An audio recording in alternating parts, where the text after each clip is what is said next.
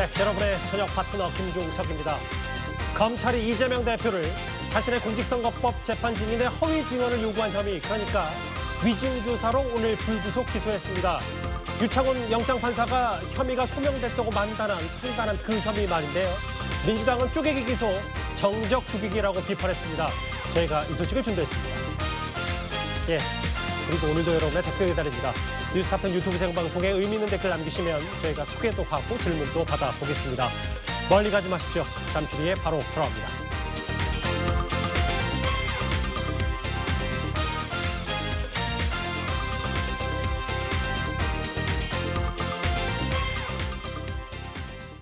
예, 오늘도 뉴스탑 10이 자랑하는 뉴스고수 네 분과 함께합니다.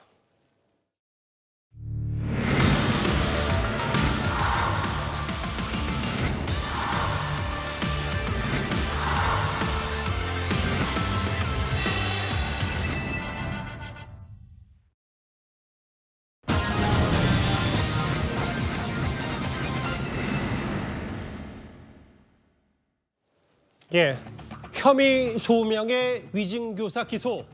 월요일 뉴스탑 10은 바로 여기부터입니다. 검찰이 오늘 오전에 이재명 대표를 위증교사 혐의로 불구속 상태에서 재판에 다시 한번 넘겼습니다. 검찰이 이른바 이재명 대표 영장에 적시된 3대 혐의 가운데 가장 자신 있다고 했던 그 혐의 말입니다. 그러면 이 위증교사 관련해서 그동안 어떤 일이 있었는지부터 화면으로 먼저 만나보겠습니다. 음주운전, 무고 및 공무원 자격 사칭, 특수공무 집행 방해, 선거법 위반죄 등 전과 3범이 아니라 전과 4범이다. 이렇게 밝히면서 부끄럽지 않는 내 전과를 공개합니다라고 해명하셨는데, 검사 사칭은 제가 한 게 아니라 방송국 PD가 사칭해서 전화하는 것을 제가 검사 이름을 알려줬다는 이유로 누명을 쓴 겁니다. 저는 제 개인을 희생해가면서 우리나라의 공정사회를 위해서 부패 척결을 위해서 열심히 싸워왔던 징표로 좀 받아들여주시길 바랍니다.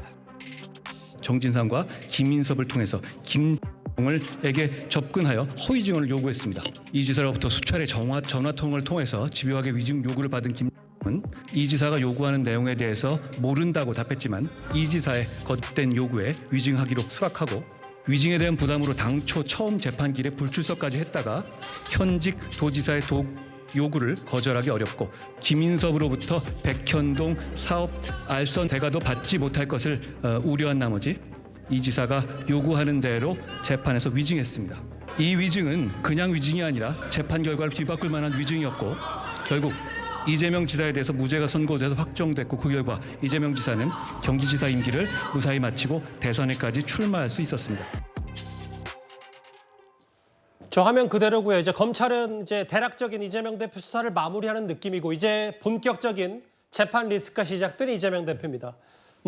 제가 먼저 설명을 드리면, 지난주 목요일 12일에 백현동 의혹과 관련해서 성남시에 꽤 많은 돈에 손해를 끼쳤다 배임 혐의로 일단 재판에 넘겼고, 오늘 월요일 아침에 검사 사칭 재판 허위 증언 요구 의혹으로 위증교사 혐의로 다시 한번 이재명 대표를 불구속 상태에서 재판에 넘긴 검찰입니다.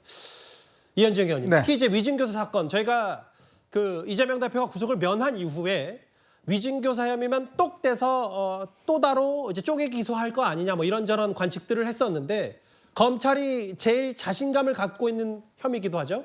원래는 이제 구속영장이 세 가지 혐의가 합쳐져서 영장이 쳐졌지 않습니까? 좀 전에 백현동과 위증교사, 그리고 쌍방울 대북 송금 혐의, 이 세 가지 혐의로 이제 검찰이 합해서 영장을 쳤는데, 아마 그때 당시에 검찰은 여러 가지 구속의 가능성, 구속의 필요성들을 더 증폭시키기 위해서 일단 세 가지 혐의를 다 합쳐서 영장을 쳤습니다만은, 예. 그러나 유창훈 당시 부장판사의 결정에 따르면 이 위증교사는 혐의가 입증이 됐다라고 했지만, 백현동은 여러 가지 다툼의 여지도 좀 있고, 실제로 증거도 좀 수집이 됐고, 그렇지만 이제 이 대북 송금은 다툼의 여지가 있다라고 이제 이렇게 서로 다르게 평가를 했거든요. 이제 그런 것들을 아마 이제 검찰은 좀 힌트를 얻은 것 같습니다. 왜냐하면 유창훈 부장 영장을 기한 유창훈 부장 판사조차도 뭔가 확실하게 유죄 혐의가 있다라고 이야기했던 위증교사 혐의를 분리 기소함으로 인해서, 그렇게 분리 기소하게 되면 지금 현재 두 가지 혐의가 기소가 돼서 재판이 진행 중이잖아요. 그렇죠. 그럼 이것도 이제 되면 재판부가 따로 만들어집니다. 그러면 일주일에 하면 5번은 재판을 해야 될 거예요.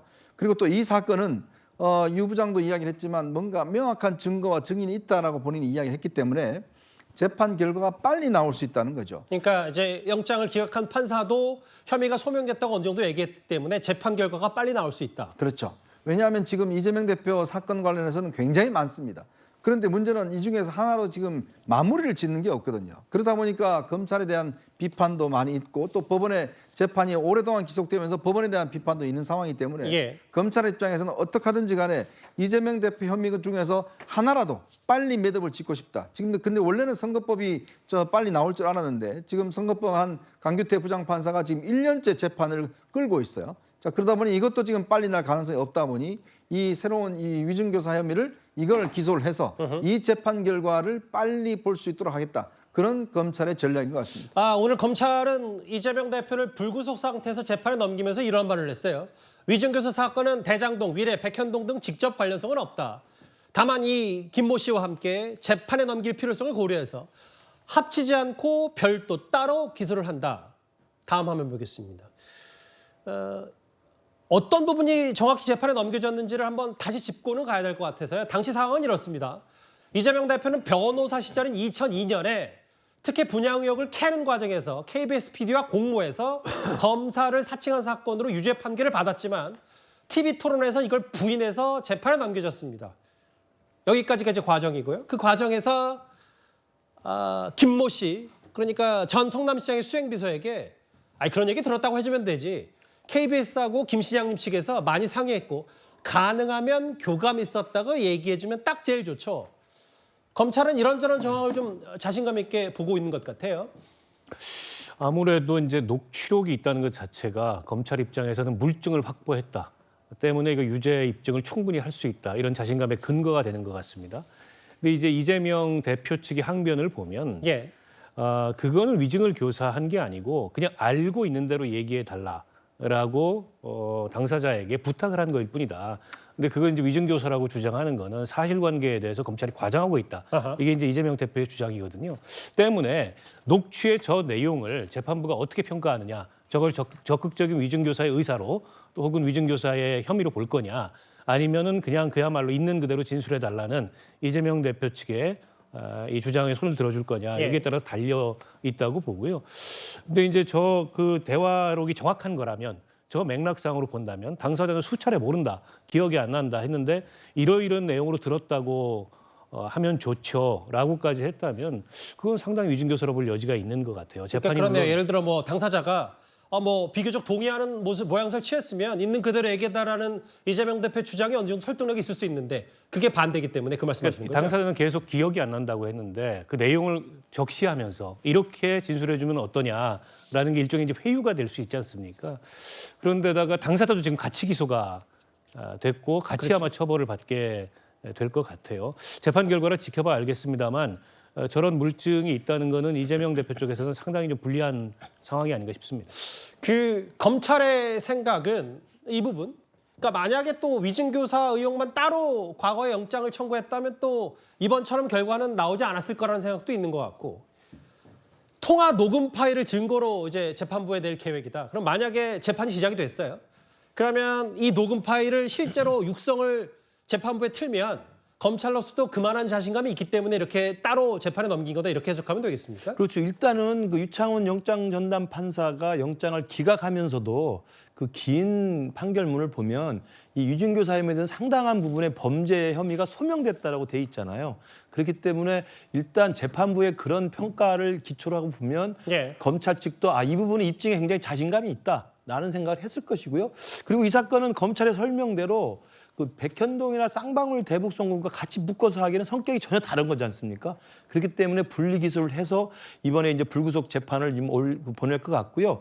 그 다음에 이 사건은 또 제가 볼 때는 굉장히 사건 개요가 단순한 겁니다. 예. 무슨 뭐 대장동이니 무슨 뭐 쌍방울이니 백현동처럼 굉장히 복잡한 게 아니라 굉장히 단순한 사건 개요이기 때문에 확실한 증거가 있다고 한다면 이 재판을 붙였을 때 좀 더 빠른 시일 내, 물론 재판 지연이 얼마나 될지 모르겠습니다만 재판 지연이 지금처럼 진행될 것과 달리 좀 완화돼서 신속하게 재판 일정을 잡아서 한다고 한다면 복잡한 사건이 아니기 때문에 굉장히 빠른 시일 내에 1심 결과가 나올 수도 있다. 아마 그래서 검찰에서 좀 더 자신감을 갖고 신속하게 불구속 기소를 하지 않았나 이런 생각이 듭니다. 그래서 지금 진행되고 있는 선거법 재판 이것도 지금 1년이 넘게 지나가지고 굉장히 지연되고 있는 상황인데 이것도 곧 이제 1심 판결을 우리가 기다리면 될 것 같고요. 그리고 이번에 지금 추가로 기소된 분리기소된 위증교사 혐의도 신속하게 재판이 진행된다면 아마도 이른 시일 내에 그 결과를 우리 국민들이 좀 받아보지 않을까 생각합니다. 당시에 지금 이재명 대표가 구속을 면한 다음에 나오는 장면, 당시 영장 실질심사 때 검찰이 저 녹음 파일을 실제로 틀 계획도 했었다고 전해지고 있거든요. 그만큼 검찰은 이 위증교사 혐의에 대해서는 자신감이 있다라는 걸 여러 루트를 통해서 좀 피력한 바가 있습니다. 다음 화면을 좀 볼게요. 이 장면. 설전 변호사님, 아까 이현정 의원께서 잠깐 지적했다시피 지금 김문기 처장을 아냐 모르느냐 혹은 백현동 국토부의 압박이 있었냐 없었냐는 공직선거법 재판이 계속 길어지고 있잖아요. 네네. 근데 이 재판 성격이 좀 간명하기 때문에 예를 들어 총선 전후로 해서 재판이 1심까지 마무리될 수 있지 않냐. 이런 판단도 계획도 전망도 있는데 좀 어떻게 판단하세요? 저는 검찰의 희망일 뿐이라고 생각을 합니다. 예. 내년 총선 전까지는 나오기가 굉장히 힘듭니다. 지금으로 이제 기소를 한다 손 치더라도 앞으로 6개월이에요. 6개월 내에 물론 뭐 1심 판결 날 수도 있습니다만은 현재 이재명 대표에게 여러 재판들이 지금 진행되고 있거든요. 그렇다고 한다면 집중 심리를 할 수는 없어요. 예를 들어서 일주일에 2번 재판을 이 사건만 가지고 할 수는 없는 상황이거든요. 그러면 일주일에 한 번씩 재판을 합니다만은 근데 저는 뭐 구속된 뭐 피고인도 아니고 불구속된 피고인 같은 경우에는 상당히 유동적입니다. 그리고 예를 들어서 다음 재판을 일주일에 한 번씩 하겠다고 하더라도 지금 이재명 대표 같은 경우는 체력이 회복되지 않아서 예. 바로 재판할 수 있는 상황도 아니고요. 특히나 이제 연말 같은 경우는 예산안 전국이라든지 여러 뭐 의정 활동이라든지 이런 부분에 바쁠 수가 있기 때문에 뭐 이재명 대표로서는 타당한 이유, 정당한 이유를 들어서 재판을 예를 들어서 다음 조금 연기할 수도 있고요. 그다음에 내년 보통 2월이 인사 시즌이거든요. 그러면 법원에서는 재판을 가급적 잡지 않습니다. 그리고 2월 달에 가급적 동계 휴정 기간도 있습니다. 12월 말이 또 동계 휴정이에요. 그러니까 어쨌든 내년 4월까지 재판 결과가 나오긴 네. 쉽지 않다. 제가 변호사로서 보면 예. 이런 경우는 극히 힘들다. 그러니까 검찰은 4월 전에 내고 싶겠지만은 예. 뭐 저는 굉장히 힘든 것이라고 생각하고 아마 이것도 그냥 저는 너무 욕심 부리지 말고요. 지금 검찰에서는 너무 자신감을 보이고 있어요. 이 녹취록 하나로. 예. 그렇지만 이런 사건일수록 더 조심해야 됩니다. 예. 그러면 이 녹취록에 대한 신빙성이 깨져버리면 정말 이건 죽도 밥도 안 되는 거예요. 입장이 되는 거예요. 검찰에서는. 저는 그렇기 때문에 신중하게 저는 예를 들어서 이재명 대표 측도 거기에 대해서 굉장히 반박을 많이 할 거거든요. 반증을 많이 할 거기 때문에 검찰에서 너무 지금 자신감을 많이 비치고 있는 것이 저는 오히려 검찰이 뭔가 자신감이 없는 것을 이렇게 좀 과포장하는 것은 아닌가라는 좀 생각도 듭니다. 오히려 언론 플레이를 하고 있다 이 말씀하십니까? 네네네. 근데 변호사로서 총선 전에 이 재판이 어느 정도까지 가닥 잡기 쉽지 않을 거라는 전망을 네. 하셨는데 여기 보면 만약에 뭐 시점 상관없이 총선 이후에 끝나더라도 유재시의 의원직을 잃을 가능성이 있고 뭐 그러면 당연히 뭐 여러 피선거권과도 관련이 있을 수밖에 없으면 변호사로서 이 유무죄 전망 어떻게 하세요? 근데 1심 가지고는 안 되잖아요. 우리가 1심만 가지고는 안 되고 이제 최종 대법원까지 간다고 예. 생각했었을 때는 저는 이 사건이 과연 대선 전에 끝날까요? 차기 대선 전에 안 끝날 수도 있다. 예. 특히나 구속 재판이 아닌 경우에는 굉장히 좀 이렇게 지연이 많이 됩니다. 그렇기 예. 때문에 물론 형이 위증 교사 같은 경우 5년 이하의 형이라서 그 부분 상당히 벌금형도 있고요. 그렇기 때문에 굉장히 중한 죄인 것은 그렇죠. 맞습니다만은 저는 오히려 이게 대법원까지 갔다고 했었을 때는 차기 대선 전까지 과연 끝날 수도 있을까라는 또 의문도 듭니다. 네. 일단 오늘 검찰은 분리 기소를 했습니다. 이 위증교사 혐의에 대해서. 그리고 지난주 금요일에 이화영 전 부지사 구속기한이 연장이 됐습니다. 검찰은 대북송금 사건을 다시 수원지검으로 돌려보내서 보강 수사를 하기로 했습니다. 북한에 방문해서 사진 한 장 찍어보겠다고 생면부지 얼굴도 모르는 이 조폭 불법 사채업자 출신의 부패 기업과 함께 100억이나 되는 거금을 북한에 대신 내주라고 하는 그런 중대 범죄를 저지를 만큼 제가 어리석지 않습니다.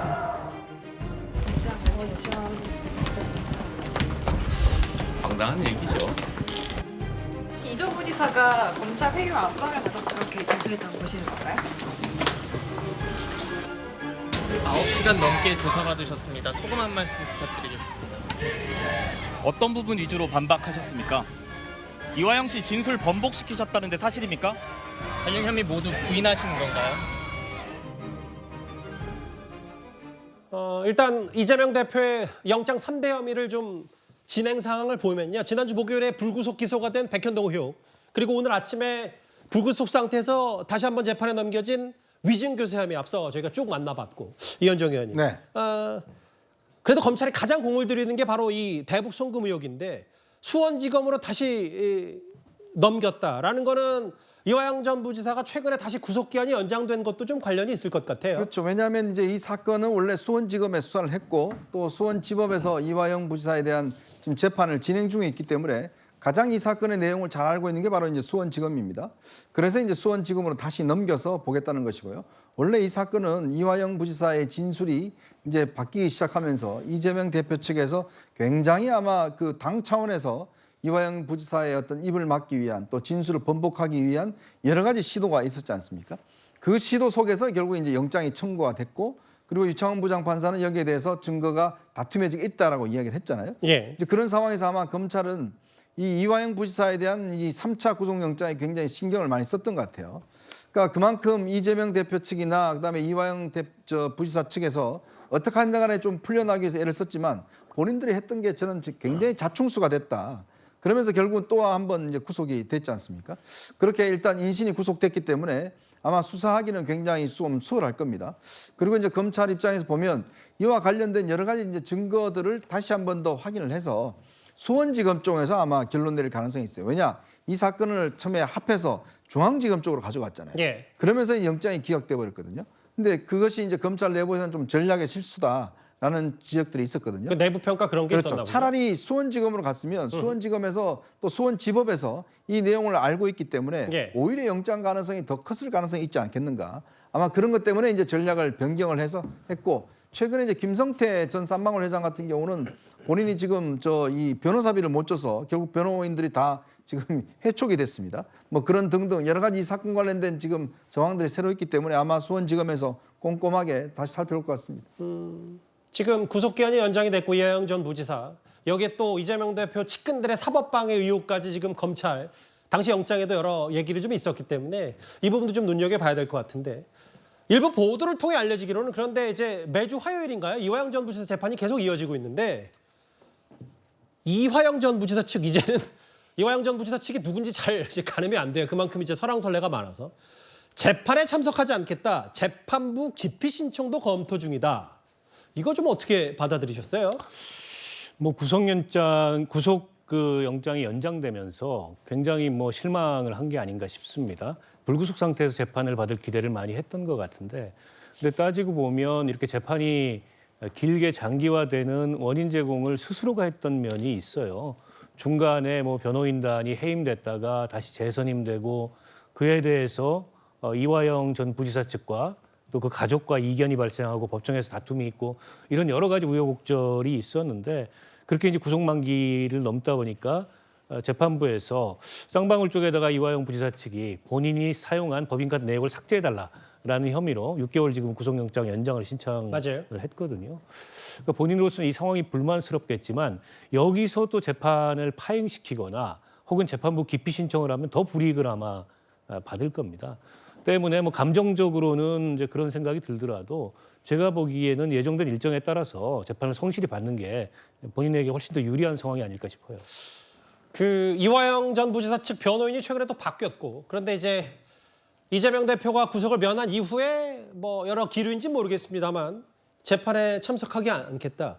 솔전 변호사님, 뭐 이 사안 어느 정도 잘 아시니까 근데 제가 드리고 싶은 질문은 어쨌든 이재명 대표가 검찰에서 본인은 클릭만 했다. 뭐 대북 송금 관련해서는 전결권이 거의 이화영 전 부지사에게 있지 않았냐. 뭐 사실상 책임을 떠넘기는 듯한 진술을 했다는 보도는 많이 나왔으니까 이걸 전적으로 이화영 전 부지사 입장에서 봤을 때 사실 본인이 진술이 오락가락하면서 계속 구속 기간이 길어진 혹 때려다가 혹 붙인 건 아닌지 이런 분석도 있거든요. 어떻게 판단하세요? 자충수예요. 저는 자업자득이라고 봅니다. 그러니까 지난 7월부터 우리가 계속 뉴스를 보지 않았습니까? 예. 뭐 갑자기 배우자가 나와가지고 뭐 선임 그 당시 변호를 하던 변호인을 해임을 한다고 얘기를 하고 그 다음에는 또 갑자기 어떤 변호사가 와서 저 당사자의 동의도 얻지 않는 어떤 진술서를 제출을 하거든요. 증거 동의서라든지. 그러니까 저는 오히려 이화영 부지사가 오락가락한 행보, 그다음에 재판에서 신빙성을 굉장히 저는 재판부에서 잃었다고 보여요. 그렇다고 한다면 당연히 뭐 이번에 저는 영장 재청구 3번째 영장 청구됐을 때 연장이 될 거라고 예상을 했었습니다. 예. 그러니까 재판부 입장에서도 이 사람이 나갔을 때 지금까지도 이렇게 신뢰가 없는데 진술에 있어서 신빙성, 그다음에 재판 태도에 있어서 신빙성이 굉장히 없는데 예. 이 사람이 나가서 그런다? 그리고 한 가지 저는 또 이유를 어떻게 생각했냐면 1년 반, 1년 6개월 이상의 징역형이 저는 떨어질 것 같다, 결론은. 아하. 그러니까 판사 입장에서는 나는 이제 마음은 어느 정도 굳혀가고 있는데 굳이 실형 선고를 할 생각을 하고 있는데 예. 그러니까 굳이 뭐 영장을 여기서 기각시켜서 풀어줘야 되나? 약간 그런 생각을 했을 수도 있거든요. 그러니까 저는 어찌 보면 이화영 저는 이재명 대표와의 어떤 관계성은 뭐 차후에 뭐 따지더라도 예. 이화영 씨 같은 경우에는 본인 재판을 본인이 망쳤다고 저는 생각을 하기 때문에 예. 저는 뭐 연장에 대해서 본인이 이걸 나올 수 있었다고 생각하거나 이 이화영 씨 측의 어떤 변호인의 저는 기사도 봤습니다만은 굉장히 설득력이 떨어져요. 변호사로서 제가 봐서도 그렇기 예. 때문에 좀 재판 전략을 좀 다시 한번 짜보시는 게 좋지 않을까라는 생각이 듭니다. 사실 배우자까지 라디오 인터뷰하고 뭐 옥중 편지가 도대체 몇 번인지도 모르겠는데 얘기하고 또 이재명 대표 측의 회유와 협박 앞으로도 있지 않겠냐라는 여러 가지 문제 제기도 있어서 재판에 참석하지 않겠다고 하는데 구속 기한이 연장이 됐고 이게 이재명 대표로 가는 길목에 어떤 변수가 될지도 잘 지켜보겠습니다. 그런데요. 이미 이재명 대표의 재판 리스크는 시작이 됐다 이런 평가가 나오는 게 있습니다. 바로 이미 시작이 된 공직선거법 위반 재판입니다. 그러니까 박근혜 정부 당시 국토부가 이재명 시장의 성남시를 압박했다고 주장한 이재명 시장, 당 시장의 발언인데요. 전현직 성남시 공무원들이 이재명 대표와는 다른 법정 증언들을 내놓고 있습니다. 국토부가 요청해서 한 일이고 공공기관 이전 특별법에 따라서 저희가 응할 수밖에 없는 그런 상황입니다. 당시에 제가 기자회견을 했습니다. 성남시로서는 허용할 수 없다. 그럴 때 국토부에 저희한테 다시 이렇게 압박이 왔는데 만약에 안 해주면 직무유기 뭐 이런 걸 문제 삼겠다고 협박을 해서 국토교통부는 직무유기로 문제 삼겠다고 협박했습니까? 그런 사실 없습니다. 법정에서 검찰이 묻습니다. 전 성남시 주거환경 과장에게 용도 변경이 당시 박근혜 정부 국토교통부의 협박으로 이루어졌냐? 국토부 누구에게도 전화 받거나 내용 들은 바가 없다. 이건 성남시장의 고유 권한이다. 이런 재판의 흐름을 좀 어떻게 보셨어요?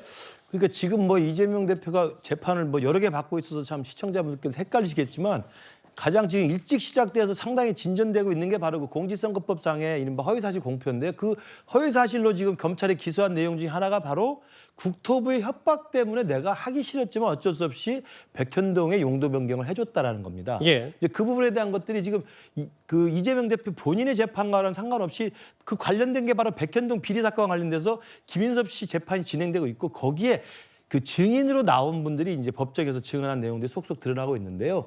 잘 아시다시피 증인으로 법정에 나와서 선서를 하고 이 발언 진술을 하면 이게 유죄가 될 경우에는 법적 처벌을 받게 돼 있습니다. 그러니까 재판정에서 나와서 한 진술은 그 자체로 굉장히 상당히 강력한 법정 진술력을 갖고 구속력을 갖고 있는 거거든요. 그런 면에서 본다면 지금 성남시에서 당시 일을 처리했던 담당 과장 또는 현직 공무원, 전직 공무원들이 한결같이 나와가지고 국토부에서 그런 협박 편지를 받거나 협박을 받았거나 공문을 받은 적이 없다. 철저하게 당시 성남시장이었던 이재명 대표의 전권이었다라고 설명을 하고 있습니다. 그렇기 때문에 지금의 상황에서 보면 국토부 협박 그리고 이재명이 어쩔 수 없이 끌려갔다라고 하는 아까 화면에 나왔던 이재명 당시 성남시장의 어떤 그런 자기의 죄를 좀 벗어나려고 하는 그런 발언들은 허위 사실로 충분히 입증될 가능성이 높아지는 거죠. 예. 그렇기 때문에 이 부분에 대한 이런 불리한 증언들이 나온 것으로 봐서는 이재명 대표가 당시에 국정감사에서 경기도지사 시절에 그 부분까지 생각을 못하고 너무 강하게 거짓말을 한 게 아닌가. 저는 그런 식의 아무튼 개인적인 평가를 하고 있습니다. 글쎄 공직선거법 재판도 좀 어느 정도 속도를 좀 내야 될 텐데 일단 지지부진하지만 이런 얘기들이 있고 성남시 전현직 성남시 공무원들의 얘기 용도 변경은 지방자치단체 그러니까 성남시가 임의로 판단할 사항이다. 이재명 당시 시장에게 보고했고 이재명 당시 시장은 별다른 말 없이 수긍했는데 당시 국토부에 압박이 있었다고 주장했다는 거잖아요. 그 이현정 의원님 어쨌든 검찰의 조사 내용, 진술이 아니라 법정 증언이기 때문에 이 부분이 앞으로 이재명 대표에게 불리하게 흘러갈 가능성은 뭐 충분히 있는 것 같습니다. 근데 이제 이 진술이 어디서 나왔냐면 김인섭 씨 재판에서 나온 거예요. 예. 이게 선거법 재판에서 나온 게 아닙니다. 예. 그러니까 지금 그쪽에 백현동 사건이 지금 진행 중이다 보니까 그렇죠. 거기에 이런 증언이 나오는 거거든요. 저는 그래서 지금 이 선거법 재판 지난해 9월 달에 기소가 됐습니다. 근데 이 재판이 지금 보면 김문기 씨 정도만 끝나고 백현동은 아직 들어가지를 못했어요. 왜냐하면 지난 50일 동안 이재명 대표 단식하고 뭐 회복한다 그러면서 50일 동안 재판이 열리지 않았습니다. 그러니까 이런 증언들이 있는데 이 사건은요, 저는 어려운 사건이 아니라고 봅니다. 왜냐? 본인이 분명하게 명시로 이야기했지 않습니까? 백현동 사건 관련해서 이 국토교통부들 협박을 받았다. 직무유기로 처벌받을 것 같다. 이렇게 이야기를 했지 않습니까? 그것도 국정감사장에 나와서. 근데 지금 공무원들 증언은 뭐예요? 그런 이야기 전혀 없었어요. 지금 국토부 증언도 뭐죠? 전혀 그런 적 없었다. 왜냐? 이거는 성남시의 권한이기 때문에 예. 그거 다 증언하고 있지 않습니까? 그러니까 제가 볼 때는 이재명 대표가 지금 재판에 안 나오는 이유가 결국 이런 증언들 때문에 나오게 되면 이거 뭐 더 이상 무슨 논쟁의 거리가 있겠습니까? 그러니까 그런 것, 왜냐 지금 김문기 씨만 하더라도 오래 걸렸습니다. 그다음에 지금 이제 백현동 진행돼야 되는데 모르겠습니다. 이건 뭐 법관의 판단이겠지만 제가 상식적으로 볼 때는 이 백현동 문제에 대한 이 허위 여부는 다른 재판의 어떤 백현동 사건과는 달리 예. 그것만 딱 판단하는 거잖아요. 이재명 대표가 이야기한 게 거짓이냐 진실이냐. 그러니까 박근혜 정부의 국토부가 협박이 있었는지 없었는지. 그렇죠. 협박했는 누가 했냐 그러면 밝게 될 거 아닙니까? 이재명 대표가 그럼 협박한 사람 이야기해야 될 거고 직무유기라는 이야기가 어디서 나왔는지 이야기를 해야 될 거 아닙니까? 그거 이야기 못하면 이재명 대표는 거짓말한 거죠. 근데 왜 재판이 이렇게 지지부진하게 더군다나 강제 규정을 어기고 6개월 안에 1심 나와 강제 규정을 어기고 지금 이렇게 진행되고 있는지 저는 잘 이해가 안 됩니다. 이미 이렇게 진행 중인 뭐 이재명 대표 혐의를 입증하는 증언, 법정 증언 말고도 사실 내일과 20일 그러니까 이번 주에 2번이나 이재명 대표의 대장동 재판이 예정돼 있습니다. 민주당에서는 이렇게 말하고 있습니다. 정치검찰이 이재명 대표를 기소한 지 나흘 만에 추가 기소를 감행했습니다. 쪼개기 영장 청구에 이어 쪼개기 기소로 정적 죽이기의 끝판을 보여주고 있습니다. 군사 독재 정권도 이런 반인권적인 쪼개기 영장 청구와 기소는 하지 않았습니다. 윤석열 정부는 군사 독재 정권을 능가하는 야당 탄압, 인권 침해로 기네스북에 오르려고 합니까? 이렇게 하나하나 쪼개서 따로 기소하는 게 정적 죽이기 아니냐. 민주당 뭐 이렇게 말을 하고 있는데요. 박원석 의원님. 예. 근데 이미 오늘이 10월 16일이고 내일도 대장동 재판 주 2회인데 물론 이재명 대표가 직접 나설지 안 나설지는 알 수 없습니다만 이제 벌써부터 본격적으로 이제 달력에 이재명 대표 재판 출석 날이 늘어나는 것 같아요. 형사 재판이기 때문에 피고인이 나가야 됩니다. 안 나갈 수가 없습니다. 그렇죠. 그동안에는 이제 단식하고 회복하느라고 이런 사정을 들어서 재판 기일을 좀 변경을 했는데요. 재판이 너무 장기화되고 있기 때문에 재판부도 그에 따르는 여론이나 특혜 시비를 우려해서 더 이상 기일을 연장해 주지 않을 것 같고 예정했던 대로 재판을 진행할 것 같은데요. 앞서 이제 선거법 재판 얘기가 좀 있었는데 예. 선거법은 통상 그 3심까지 1년 이내에 확정하도록 돼 있습니다. 근데 벌써 1년이 지났는데 1심 아직 결과가 안 나왔기 때문에 선거법 재판이 너무 장기화되는 거 아니냐. 반면에 이제 이재명 대표 쪽 입장에서는 최대한 재판을 좀 끌기 위해서 여러 가지 이제 이 재판상의 쟁점을 만들고 또 증거 조사를 요구하고 하는 게 아닌가 싶은데요. 예. 이게 내년 그 총선 전까지 과연 선거법 1심 결과가 나오겠느냐, 이게 하나의 관측 포인트가 될 것 같아요. 만약 1심 결과가 내년 총선 전에 나오고 100만 원 이상의 유죄 확정이 된다면 예. 어쨌든 총선 앞두고 굉장한 악재가 이재명 대표나 민주당 입장에서는 안 될 수가 없습니다. 왜냐하면 이게 1심 결과가 최종 3심까지 확정이 되면 이재명 대표는 피선거권을 상실하는 것뿐만 아니라 예. 지난 대선 때 보존받은 비용을 민주당이 다 반환해야 되는 그런 어떻게 민주당 입장에서 보면 굉장히 큰 일이 되거든요. 때문에 이재명 대표 입장에서는 최대한 내년 총선 이후로 1심 선고를 미루려고 하는데 워낙 재판이 장기화돼 있기 때문에 저 개인적으로는 그건 좀 어렵지 않을까. 연내에는 아니어도 내년 총선 전에 1심 결과는 나오지 않을까. 저는 그렇게 예상을 합니다. 사실 지지난주에 여기 보시는 것처럼 1시간 20분 만에 건강 문제를 호소하면서 재판이 끝났는데 재판부가 분명히 이번에는 9시간 가까이 진행하겠다 예고된 상태인데 실제로 지금 이 대장동 첫 재판 말고도 지난번에는 또 국감을 이유로 재판에 안 나섰다가 또 국감에조차 나서지 않았기 때문에 여러 가지 얘기들이 나오는데요. 설전 변호사님, 네. 그 국감에도 왜 안 나왔냐? 그럼 재판에 둘 중 하나 나갔어야 되는 거 아니냐는 얘기에 지금 정상적으로 걷고 활동하는 게 좀 불편한 상황이다. 민주당에서는 이렇게 설명하는 것 같은데 그럼 내일 대장동 재판도 이재명 대표 안 나오는 거예요?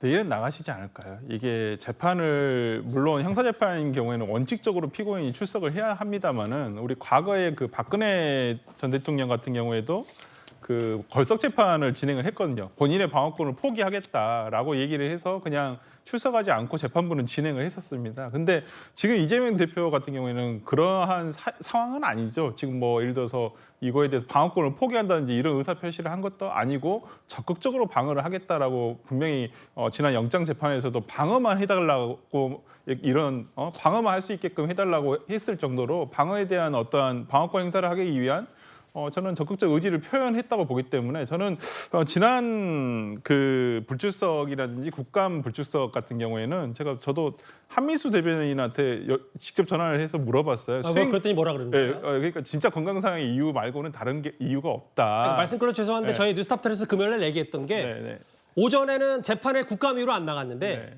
국감에 또 안 나와서 그럼 그 오전 사이에 갑자기 몸 상태가 안 좋아진 거 아니냐 뭐 이런 얘기를 했었는데 그러니까 그거라는 겁니까? 네, 나오려고는 하셨었는데 국감 출석을 하려고 그랬었는데 아마 좀 건강 상태가 안 좋아서 다시 뭐 되돌아갔다라는 의미고요. 뭐 더 이상 뭐 다른 의미는 없다라고 얘기를 다른 이유는 없다라고 분명히 그러시더라고요. 저도 이거 궁금해서 여쭤본 건데 수행 대변인 하시니까 한민수 대변인이 그래서 저는 내일 아마 재판부터는 저는 출석을 하실 거라고 보고요.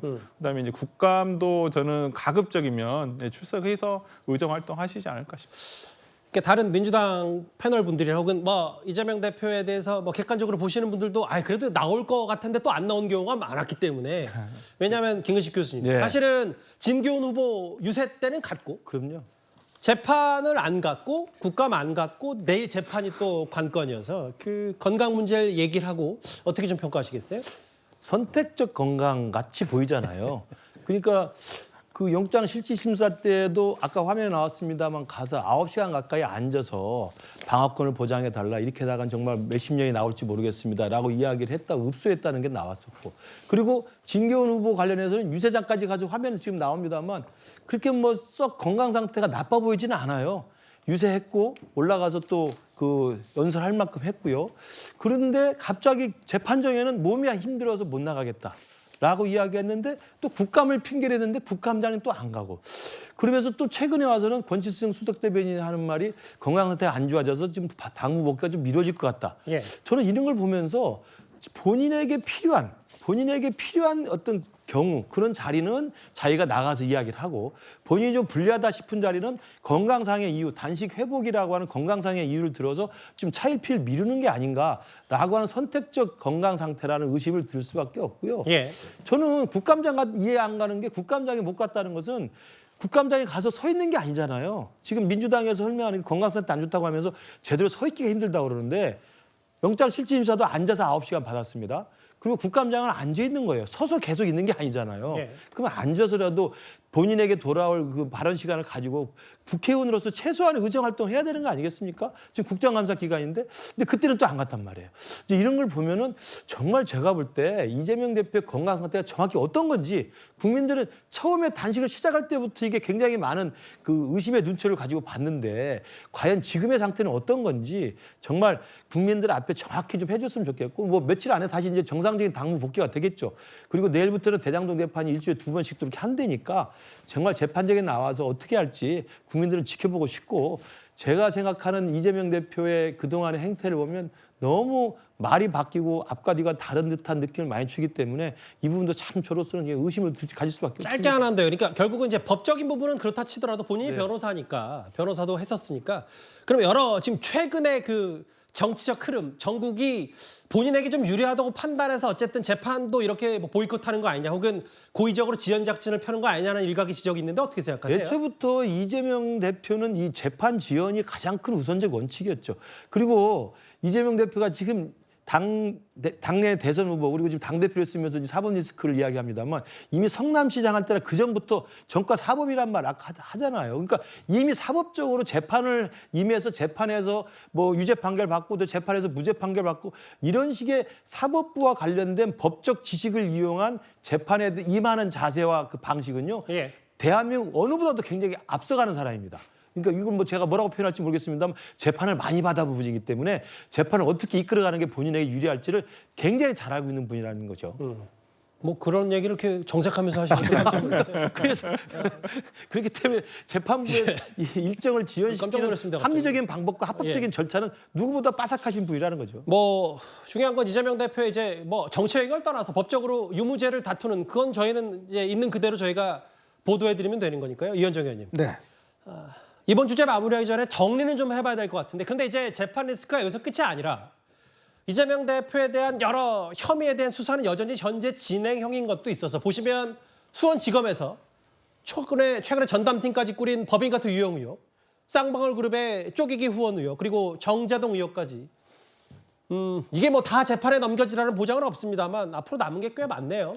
그러니까 저도 참 이게 정치인들 올해 뭐 이게 수사하는 거 검찰 수사 오랫동안 지켜봤지만 이렇게 많은 혐의가 있는 분은 참 처음인 것 같아서 참 당혹스럽습니다. 저도 외울 수도 없을 정도로 꽤 많은 사건과 관련인데 문제는 이제 민주당 측 시각은 이게 정치 검찰의 어떤 이 의도적인 수사다라고 이야기를 하고 있는데요. 근데 하나하나 따져보면 다 근거들이 있습니다. 그게 뭐냐면 성남시장 경기도지사 하면서 본인의 인허가 건 그리고 거기에서 또 덧붙여 나온 사건들이 많아요. 법인카드 같은 경우도 보면 처음에는 이제 김혜경 씨만 관련돼 있다가 또 이 제보자가 그 이재명 대표도 다 알고 했다라는 거 하고 또 거기에 또 쪼개기 후원 문제라든지 그다음에 지금 정자동 호텔 관련된 그 문제라든지 뭐 등등이 글쎄요 이게 과연 그냥 검찰이 만들어낸 사건일까요? 오히려 이재명 대표가 이 행정 업무를 하면서 계속적으로 이런 문제를 낳은 거 아니겠습니까? 저는 본인이 굉장히 유능한 행정가였다고 이야기를 하는데 이 결론적으로 놓고 보면 모든 게 다 편법과 불법이 얽혀 있었던 게 아닌가. 그리고 또 저는 지금의 재판 과정을 보면 예전에 그 축구할 때 침대 축구하는 거 있잖아요. 그냥 드러내로서 계속 지연하는 거. 뭐 그거는 비슷한 연상이 됩니다만은 그러나 이게 단지 뭐 아무리 그 민주당 주장에 타당성이 있다 하더라도 이렇게 많은 사건을 검찰이 소설을 쓰기는 어려울 겁니다. 뭐 다시 한번 말씀드리지만 이 검찰이 이렇게 따로 기소하는 거, 쪼개기 기소를 정적 죽이기, 지금 국면이 여권에게 불리하니까 이런 기소 작전을 쓰는 거 아니냐는 게 이제 야당 이재명 대표 측의 반발과 주장인데요. 내일 이재명 대표가 대장동 재판에 출석할지 말지도 잘 지켜보겠습니다. 다음 주제는 사실상의 테러 위협에 시달린 한동훈 장관 얘기입니다.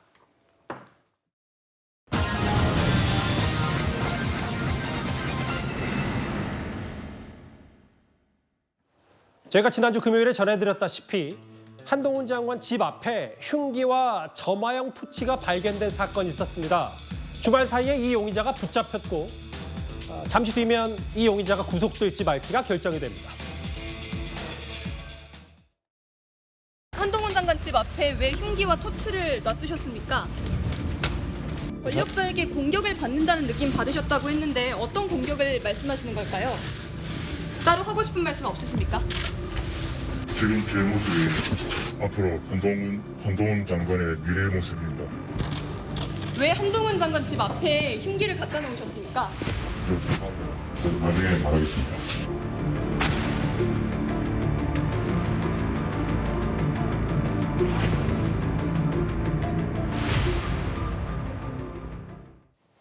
일단 저 사람의 이제 발언 얘기를 해보기 전에 설주한 변호사님, 잠시 뒤면은 경찰에 구속영장 신청했으니까 네. 구속될지 말지가 결정이 될 텐데 구속 가능성이 높다고 봐야 되는 겁니까? 지금 같은 상황에서는 이게 특수 협박으로 만약에 혐의점이 잡힌다고 한다면 상당히 형량도 높고요. 중요한 범죄라고 할 수 있고, 그다음에 가장 중요한 게 지금 주거 부정과 도주 우려 부분이 상당히 인정될 소지가 많을 것 같습니다. 뭐 증거 인멸이야, 뭐 증거는 뭐 지금 뭐 한동훈 장관 집 앞에 있는 것들이 전부 다 증거가 되니까 저는 증거 인멸 우려보다는 도주 우려나 주거 부정 때문에 영장 발부가 된다고 한다면 저는 이 사유로 발부가 되지 않을까 싶습니다. 구속 가능성이 높다 이 말씀하신 거죠? 예. 주거 부정 이런 것들 재판부가 들여다볼 텐데 글쎄요, 이 사람의 메시지를 저희가 논평을 어느 정도까지 하는 게 이제 적절한지에 대한 여러 고민이 있을 테지만 있는 그대로만 보면 지금 내 모습이 한동훈 장관의 미란한 둥 혹은 다음 화면 좀 볼게요. 왜 났냐 했더니 나중에 말하겠다고 했고 2년 넘게 나를 괴롭히는 권력자 가운데 기억나는 사람을 찾아서 심정을 표현하고 싶었다. 어떻게 받아들이셨어요, 박원석 의원님? 글쎄 일종의 범행 동기인데 저분이 정신이 온전한 분인가 싶기도 해요. 왜냐하면은 본인의 처지에 대한 비관을 권력자에 대한 불만으로 저렇게 표출했다는 건데 보통 사람들은 아무리 처지가 어렵고 그래도 이게 무슨 법무부 장관을 찾아가지고 저렇게 흉기를 놓거나 이런 식의 협박 범죄를 저지르지는 않거든요. 그쵸, 예. 그래서 좀 더 그 범행 동기에 대해서 수사를 해봐야 되겠습니다만 지금 본인이 저렇게 진술하는 것으로 봤을 때는 일단은 뭐 잘 범행 동기 자체가 납득이 안 되고 그리고 한동훈 장관을 알았던 것도 아니고 구체적으로 한동훈 장관에 대해서 어떤 원한 관계가 있는 것도 아니고 그렇다고 뚜렷한 정치적 동기가 있는 것 같지도 않아요. 예. 그냥 자신이 지금 현재 무직이고 일자리도 잃었고 뭔가 이게 세상이 다 마음에 안 드는데 그 불만을 자기가 알고 있는 권력자를 찾아가서 표출했다?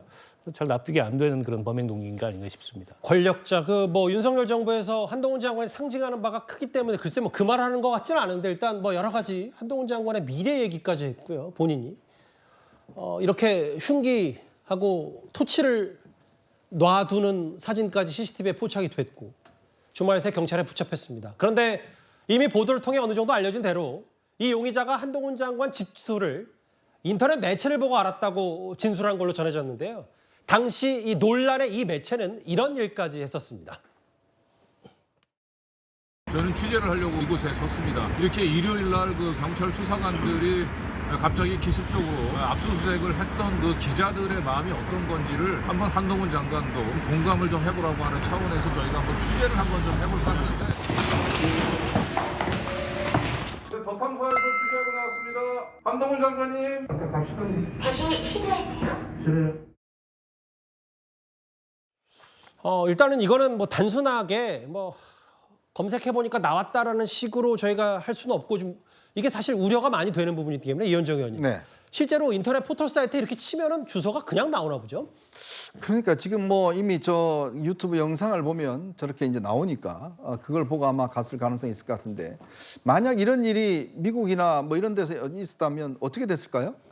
이 사생활 보호라는 게 굉장히 중요합니다. 자유민주주의 국가에서는 개인의 사생활 보호, 더군다나 이 중요한 인물에 대한 이 보호는요 굉장히 중요하게 될 겁니다. 예를 들어서 미국의 법무장관 집에 저렇게 쳐들어가서 카메라 들이대고 했다고 생각해 보십시오. 어떻게 됐을까요?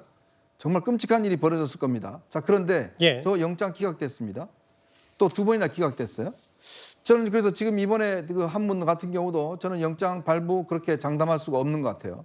지금 우리 법원의 기준으로 보면 이게 참 저는 무슨 기준인지 모르겠습니다만은 저렇게 개인의 사생활을 저런 방식으로 저게 취재입니까? 취재 아닙니다. 저거는요. 저거는 일방적으로 가서 저 이 집을 거의 뭐 예를 들어서 협박하거나 이런 형태죠. 저게 무슨 취재입니까? 카메라 들고 가는 게 다 취재입니까?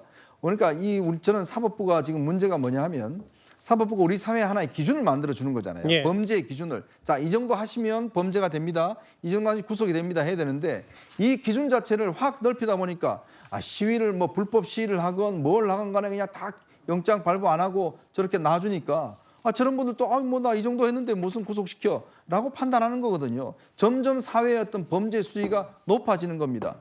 이게 바로 사법부가 왜 중요한가라는 걸 다시 한번 입증하는 거거든요. 예. 저는 그래서 저런 행동을 한 번 봐주고 두 번 봐주고 세 번 봐주고 하니까 그거 영상 보고 나도 저 집 찾아가는데 내가 뭔 문제야? 왜냐하면 따져놓고 보십시오. 저 사람들도 영장 기각됐잖아요. 근데 이분도 그런 주장을 할 겁니다. 아니 나는 찾아갔는데 왜 나는 기각 안 시켜요? 이런 주장을 할 겁니다. 이렇게 되면요 정말 우리 개인의 사생활 보호하기 어렵습니다.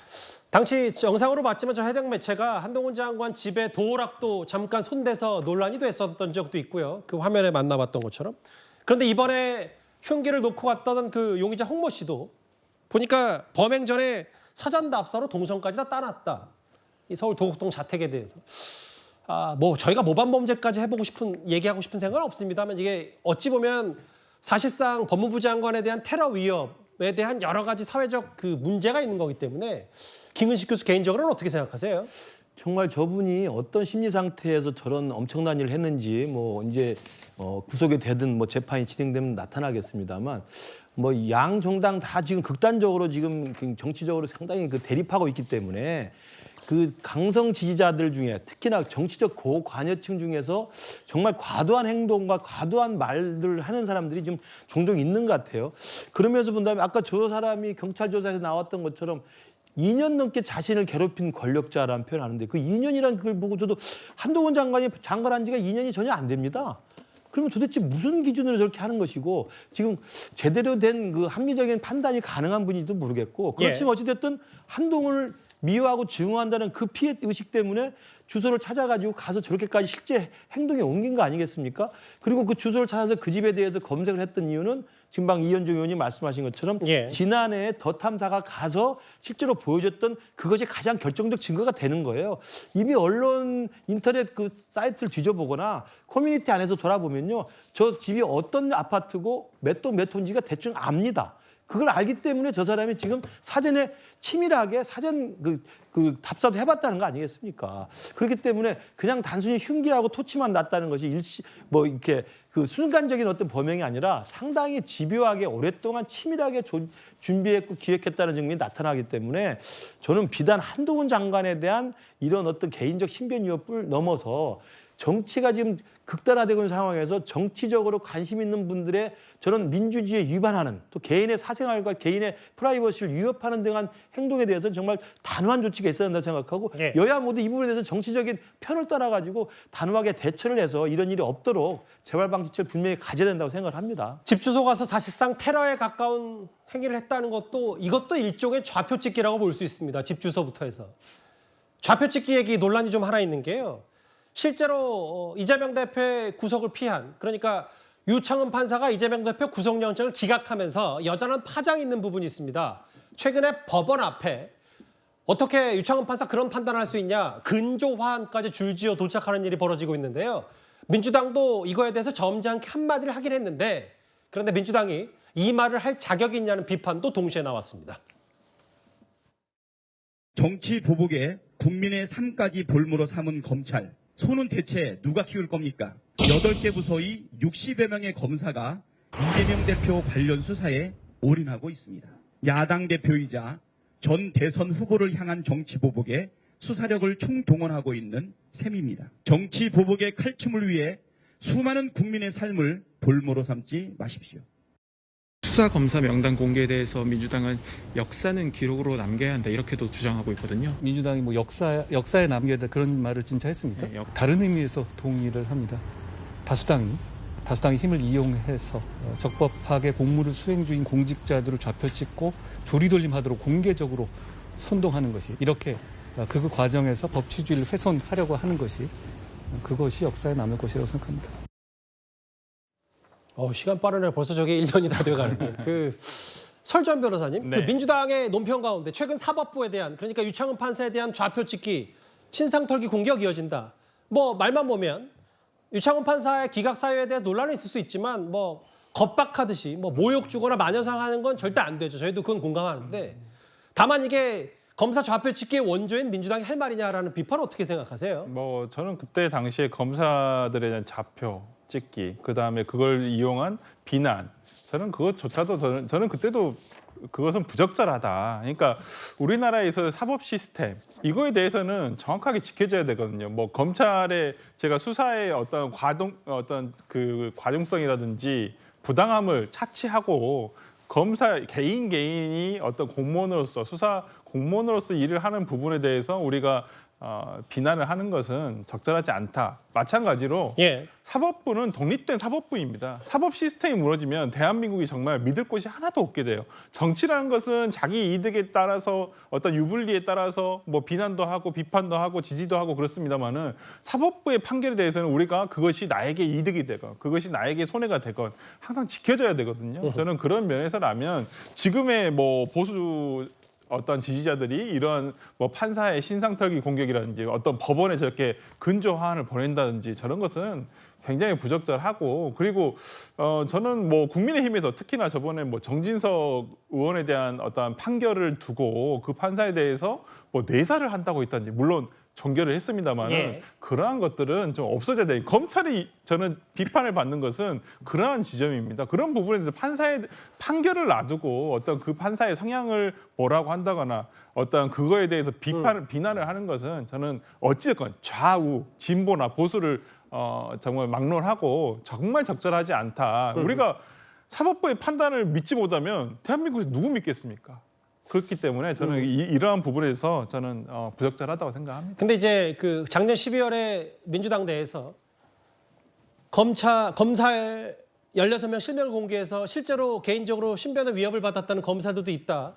저도 이런 보도를 접했고, 그래서 사실 유창훈 판사에 대해서는 박원석 의원님, 최근에 김의겸 의원이 이 동기다, 혹은 한동훈 장관 대학 동기, 사실 이것 때문에 또 저희가 유창훈 판사 재수 여부까지 알 정도로 사실 이게 관심이 좀 있었잖아요. 이런 것들에 대한 뭐 이제 계속 내로남불 얘기하는 것도 저희 스스로도 좀 글쎄 더 하고 싶진 않은데, 이제 그런 원인 제공을 민주당이 하는 것 아닌지 이거에 대해서 좀 어떻게 판단할까요? 뭐 그런 면이 없잖아 있죠. 그리고 김의겸 의원 같은 경우에는 이런 식으로 이른바 가짜 뉴스를 좀 무책임하게 퍼뜨린다, 이런 평가로부터 자유롭지 못한 분이고, 한두 번도 아니고 여러 차례 그런 게 반복이 됐기 때문에 스스로가 어떻게 보면은 이제 국민적인 신뢰나 이런 거를 깎아먹은 분이고, 어떻게 보면 민주당의 누가 되는 그런 행위를 많이 하고 있는 게 아닌가 싶고요. 근데 이번 이제 구속영장 재판에 대한 결과가 나온 이후에 제가 기억에 남는 그 여권 관계자의 멘트 중에 하나가, 윤재옥 원내대표가 마치 민주당 강성 지지층 개딸들한테 유창훈 판사가 굴복했다, 이런 식의 코멘트를 했어요.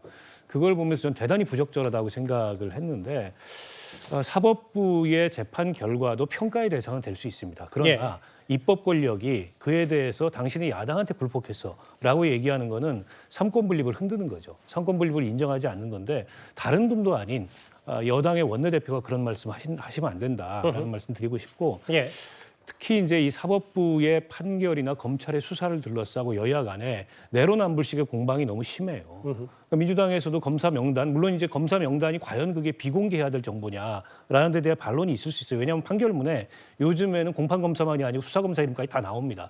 때문에 어차피 나오는 거 그거 뭐 공개한 게 그렇게 뭐가 문제냐라고 할 수 있는데, 정치적 의도가 개입돼 있잖아요. 그렇죠. 공격해라라는 의도가 개입돼 있기 때문에 이거 바람직하지 않은 거거든요.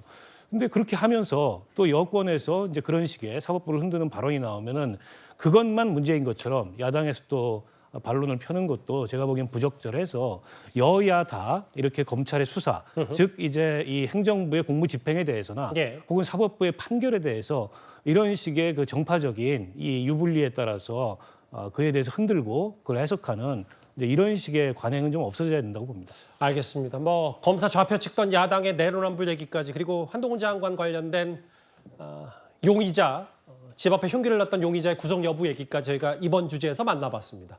다음 주제 또 다른 뉴스탑10이 뽑은 상위권 주제입니다.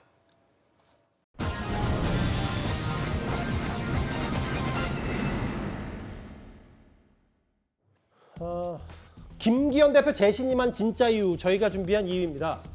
이대로 가면 총선 진다, 이런 생각엔 여권 사람들 이견이 없을 겁니다. 이제 문제는 혁신의 방법이겠죠.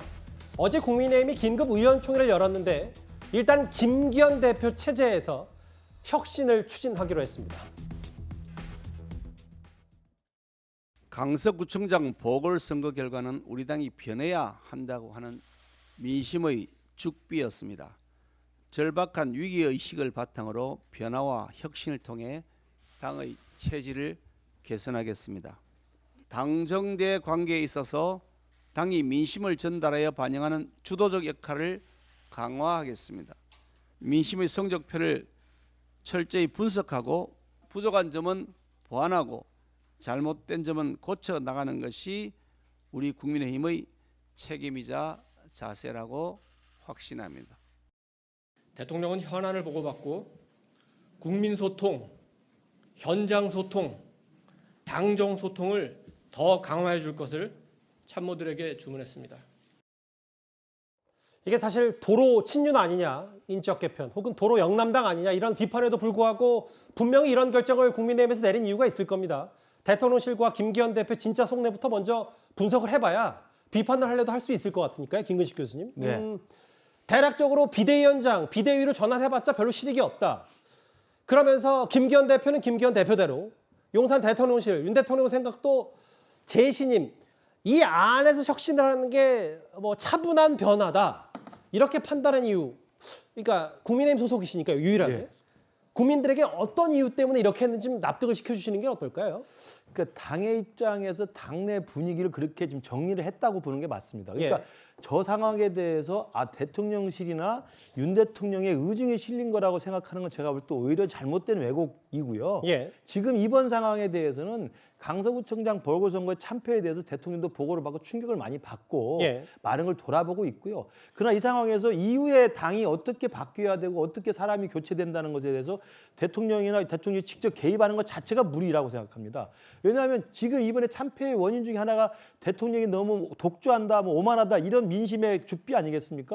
그런데 지난번에 이준석 대표 체리따봉 이후에 이 당대표의 징계 사건, 그리고 전당대회 때 이른바 대통령실에서 김기현 대표를 세워준 게 아니냐 이런 식의 민주당의 정치 공세가 있잖아요. 이런 상황에 또다시 그러니까 보궐선거 졌으니까 대통령이 또 비대위로 간다?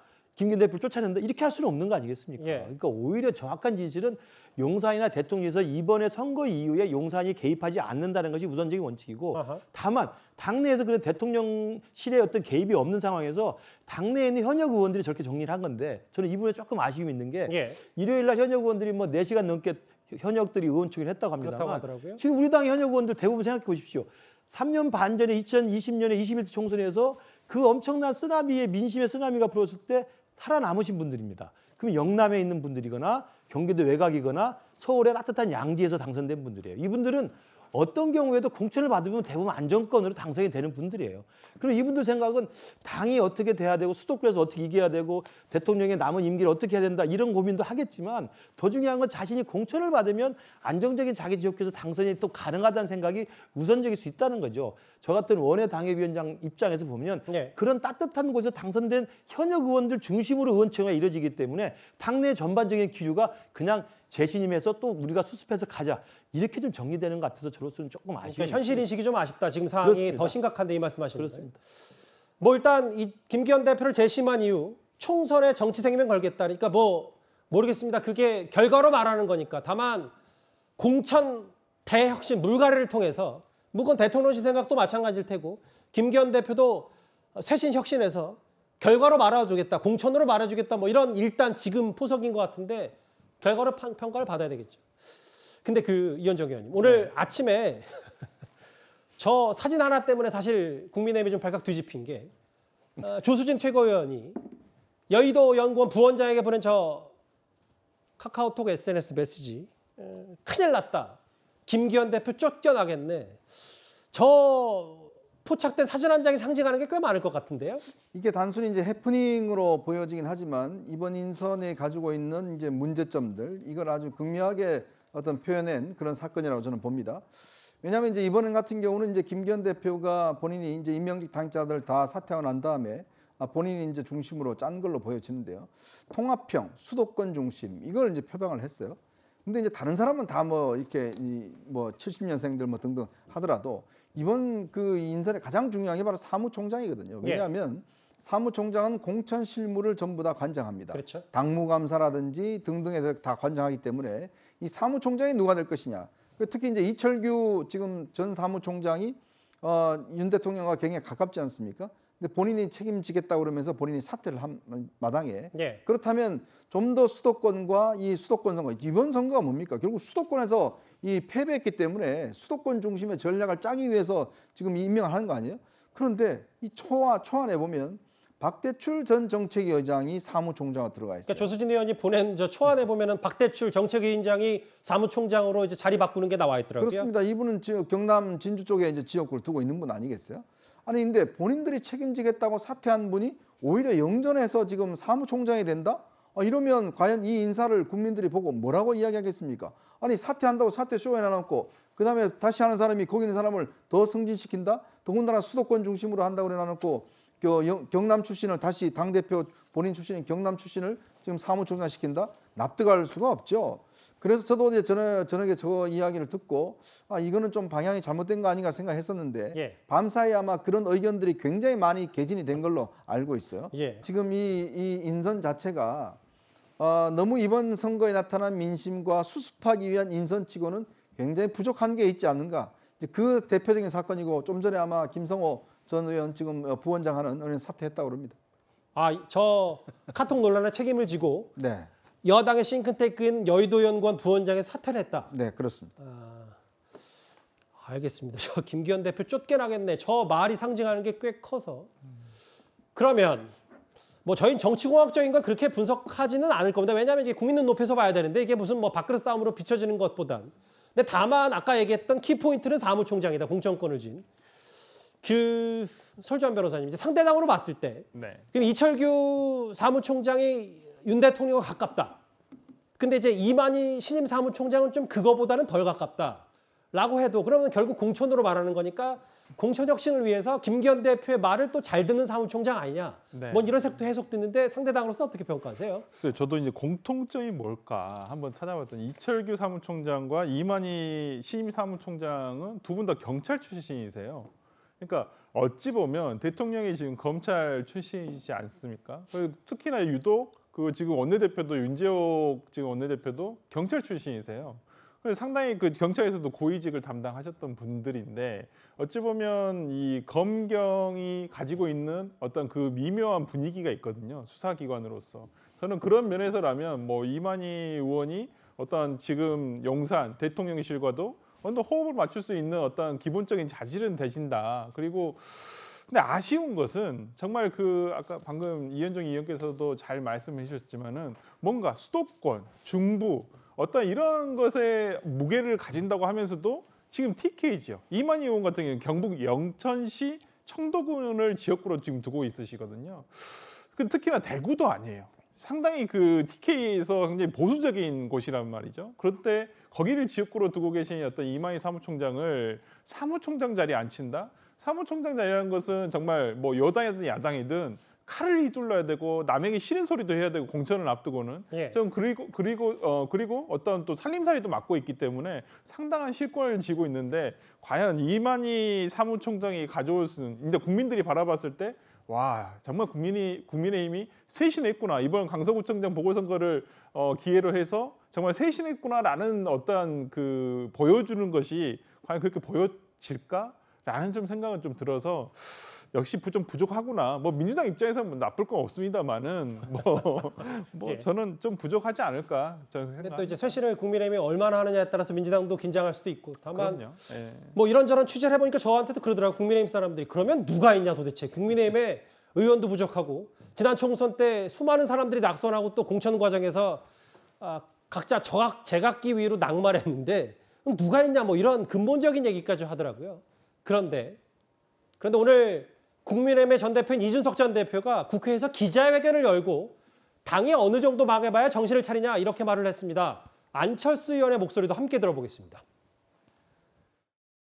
이준석 전 대표는 윤 대통령을 자기 힘으로 만들었다는 독선에 빠져 내부 총질만 일삼는 오만의 극치를 달리고 있습니다. 오만 방자함이 극에 달했습니다. 언제까지 이 응석바디가 당의 분탕질하는 것을 내버려 두시겠습니까? 마이너스 3선인 이준석이 도사급으로 취급받는 모습은 참으로 기묘합니다. 이제 이준석은 당에서 내보내고 확장 정치를 해야 합니다. 꿔다놓은 보릿자루라는 비하적인 소리를 듣는 것에도 이제는 지쳐 단체로 현실 부정에 들어가기라도 하시렵니까? 정책보다는 정당 장악에 몰두해선 모습이 나은 모순이 아니겠습니까? 홍범도 장군의 흉상 이전에 대해서 당이 즉각적으로 중단 입장을 밝혀야 합니다. 우리가 그렸던 청사진과 다른 방향으로 국정을 운영하는 것에 대해서 왜 누구도 제동을 걸지 않습니까?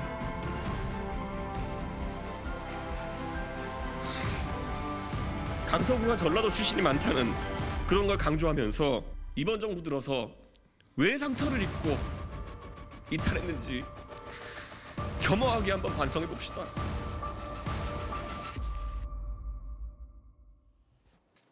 이준석 전 대표의 눈물의 기자회견이었는데요. 이 핵심 메시지는 이렇습니다. 도대체 윤석열 대통령 혹은 당에서 어떻게 김기현 체제 한 명이라도 비춰놓는 사람 없냐, 혹은 윤 대통령에게 쓴소리 할 수 있는 사람도 없냐. 더 이상 검사가 아니니까 집권 이후에 지난 오류 인정하고 바로 잡아야 되는데 결자해야지 윤석열 대통령이 해야 된다. 박원석 의원 어떻게 좀 보셨어요? 당과 대통령을 향한 메시지를 냈다고 보고요.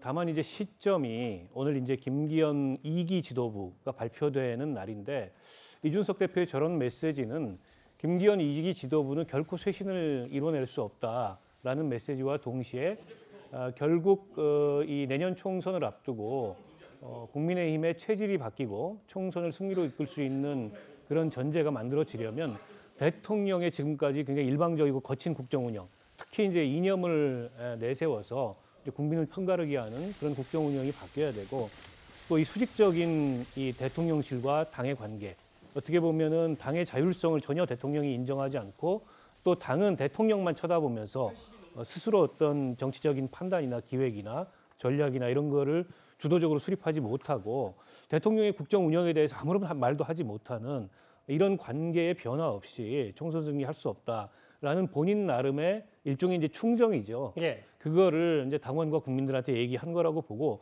물론 이준석 전 대표가 저게 받아들여지리라고 기대하면서 저 얘기를 저는 했을 거라고 생각하지 않습니다. 그럼 무슨 뜻입니까? 안 받아들이라는 걸 충분히 알지만은 예. 이준석 전 대표는 자기 나름의 명분 축적을 또 저런 메시지를 통해서 잠시만요. 그 말씀 좀 중요한 말씀하신 것 같아서. 네네. 명분 축적이라는 건 본인의 어떤 정치적 결단 전에 저런 눈물의 기자회견을 했다 이 말씀하시는 거예요? 결단이 될 수도 있고요. 예. 결국 이제 더 큰 실패가 예정돼 있다. 이렇게 갔을 때 나는 분명히 경고했다라는 유의 명분 축적이 될 수도 있겠죠. 그런 면에서 저게 뭐 받아들여지리라 이렇게 이제 소박한 기대를 하고 했다기보다는 국민을 향해서 이대로 가면 국민의힘은 이 몰락에 예정돼 있다 이 얘기를 한 거라고 봅니다. 그 이준석 전 대표 오늘 눈물의 기자회견, 그 김근식 교수님께도 질문 하나 드려야 될 것 같은데 네. 지금 한 1년 반 정도 이준석 전 대표를 향한 항상의 논란거리는 어디까지가 내부 총절이고 어디까지가 쓴소리냐 뭐 이런 화두인 것 같아 항상. 그렇죠. 근데 이제 이 부분 이준석 전 대표가 뭐 눈물 이런 거 여부를 떠나서 지금 대통령이 바뀌지 않으면 결자 해제해야 된다라는 부분, 물론 국민의힘 사람들과 이준석 전 대표의 악감정은 있을 수 있었다고 하더라도 그게 누가 얘기한 걸 떠나서 옳은 얘기면 받아들이고 아니면 안 받아들이면 되는데 이준석 전 대표의 말은 뭐 박원석 의원 얘기처럼 좀 충정에서 나온 옳은 방향 아니냐, 어떻게 판단하세요? 그러니까 오늘 기자회견에서 했던 내용 그중에서 귀담아 들을 부분도 분명히 있다고 봐요. 그러니까 내년 총선 승리를 위해서 우리 집 국민의힘이 어떻게 바뀌어야 되는지, 그리고 윤석열 정부가 어떻게 국정 운영을 해야 되는지에 대해서 일부 귀담아 들을 내용이 충분히 있다고 생각합니다. 문제는 정치는 현실이라는 거예요. 그러니까 이준석 대표가 저렇게 눈물로 기자회견하면서 쓴소리를 했을 때 이것이 과연 먹힐 수 있느냐 없느냐의 문제를 생각하면서 해야 된다는 거거든요. 근데 그게 아니라는 거 제가 누차 말씀드리는 겁니다.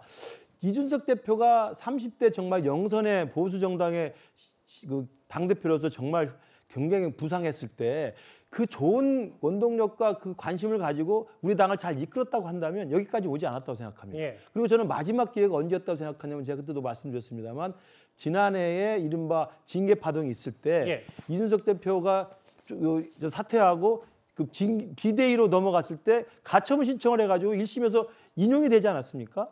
가처분 신청에서 비대위로 전환하는 것이 부당하다라고 재판부가 이준석 대표 손을 들어줬어요. 예. 그때 이준석 대표는 집권당의 대표로서 거기에서 정치적 승리를 가지고 조용히 좀 침묵을 했어야 된다고 생각해요. 그리고 조용히 자기 스스로를 좀 돌이켜보고 당이 어떻게 잘 변화할 수 있는지에 대해서 돕는 게 좀 필요했다고 생각하는데 그 다음부터는 거의 내부 총질로 계속 갔던 거라고 저는 생각합니다. 알겠습니다. 그러니까 그런 식의 어떤 자기 스스로의 현실 관계 속에서 이 우리 국민의힘에 대해서 쓴소리를 해서 정말 잘 되기를 바라는 충정은 일부 이야기했으나 그게 먹히지 않는 구조가 돼버린 겁니다. 저런 이야기했을 때 과연 저게 국민의힘에 도움이 될까? 저는 그 부분이 안타까운 겁니다. 그래서 이제는 정치는 현실이기 때문에 국민의힘이 저 이야기를 들을 수 있고 신뢰할 만한 인간관계와 네트워크와 그다음에 자기 스스로의 언행에 대한 조심을 먼저 하는 것이 필요하지 않나 이렇게 생각합니다. 이준석 전 대표의 눈물의 기자회견과 오늘 김기현 대표 체제 시즌2가 다시 재출범했다는 여러 얘기, 앞으로 국민의힘의 내부 갈등은 앞으로도 계속 짚어볼 기회가 있을 테니까요. 오늘 차분히 이 주제로 하나하나 만나봤습니다. 여의도연구원 부원장이 사퇴를 했군요. 저 카톡 논란에 대해서. 국민의힘 내부 얘기해봤다면 다음 주제 시선을 잠깐 외교 안보 소식으로 돌려보겠습니다.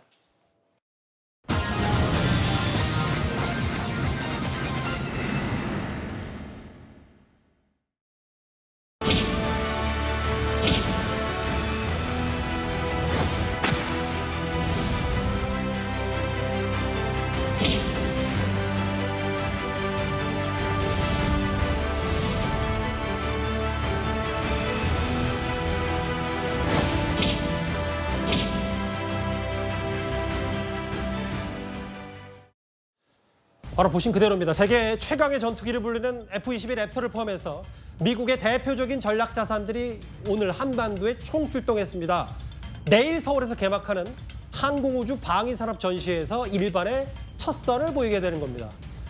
이현정 의원님, 네. 저희가 사실 북한과의 이제 안보 전쟁 혹은 군사 얘기를 할 때마다 그냥 말로만 F-22 세계 최초의 스텔스 전투기 얘기를 했지.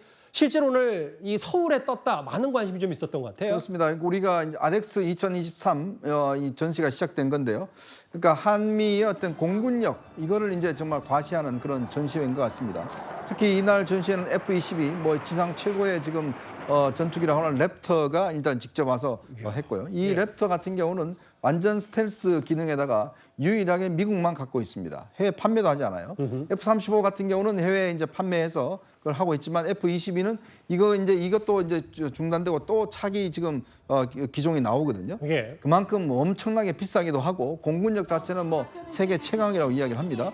그러다 B-52 이제 전략 폭격기도 이제 공개가 됐고 오늘 특히 이제 관심 끈 것은 KF-21 우리 한국이 개발한 4.5세대 전투기가 오늘 이제 처음으로 공개가 된 겁니다. 저건 이제 우리 거죠? 그렇습니다. 사실 이게 참 우리나라가 그동안 이 전투기나 이런 것들은 대부분 다 이제 미국에 의존해왔고 미국에 수입을 해왔는데 우리가 독자적으로 2018년부터 개발해서 사실 이제 이 완전 스텔스는 아닙니다만은 그래도 4.5세대 이제 전투기를 우리가 직접 만들어낸 것이거든요. 그만큼 이제 우리 공군력의 자립도가 꽤 높아졌다. 그런 자부심을 가져도 될 것 같습니다. 미국의 대표적인 B-22 랩터하고 내일 또 B-52가 공개가 되는데 그리고 앞서 이현정 의원께서 잠깐 말씀하셨던 이 얘기, 저 영상도 보였다시피 KF-21 보람의 국산 초음속 전투기도 일반에게 첫 선을 보이는 대중에게 처음 공개되는 것도 의미가 있는 일이다. 김근식 교수님, 네. 외교안보 전문가이시기도 하니까 물론 이게 단순한 전시회라고 하기에는 지금 이제 대북 관계, 네. 남북 관계 혹은 최근에 또 북한이 러시아에 무기를 준 정황까지 포착이 됐기 때문에 아무래도 북한으로서도 이 전시회 자체를 바라보는 데 좀 예사롭지는 않을 것 같아요. 그렇습니다. 그동안 이제 저런 최고급의 어떤 전략 자산 같은 경우는 한미 연합훈련을 한다든지 이럴 경우에 미군 비행기들이 와서 한반도에 들어왔다는 이야기를 사후에 일정 정도 사진이나 자료만 했던 것이지 이렇게 일반인에게 직접 이렇게 공개를 했거나 아니면은 지금 이번에 랩터 같은 거라든지 이런 같은 경우는 사실상 우리 서울 비행장에 직접 착륙했다는 거 아니겠습니까? 맞아요. 그렇게 하는 경우가 거의 없거든요. 미국의 굉장히 고고 최첨단의 무기이기 때문에 그런 것에서 본다면 단순히 무슨 전시장의 어떤 야외 전시를 위해서 보여줬다는 것보다는 지금의 한반도 안보 환경에서 한국과 미국의 이 연합훈련, 또 한국과 미국의 동맹 의지 이런 것들이 북한에 날로 중대하고 있는 위협에 대해서 단호함을 보여주고 있는 저는 상징적인 장면이라고 생각을 합니다.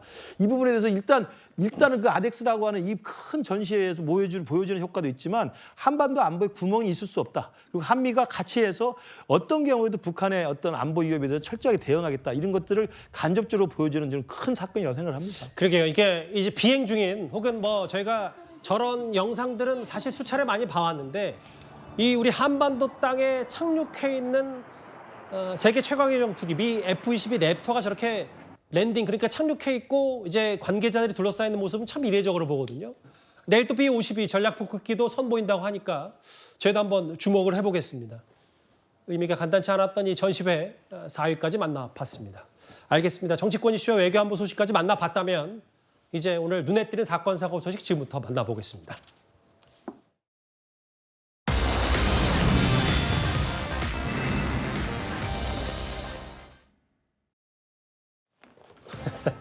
이 팔이 이제 누구 말투인지 좀 짐작이 되시죠? 요리연구가 백종원 대표가 최근에 심정지로 쓰러진 사람을 심폐소생술로 구한 사실이 뒤늦게 알려졌습니다. 과거에 백종원 대표는 장교로 군 복무를 한 바 있습니다.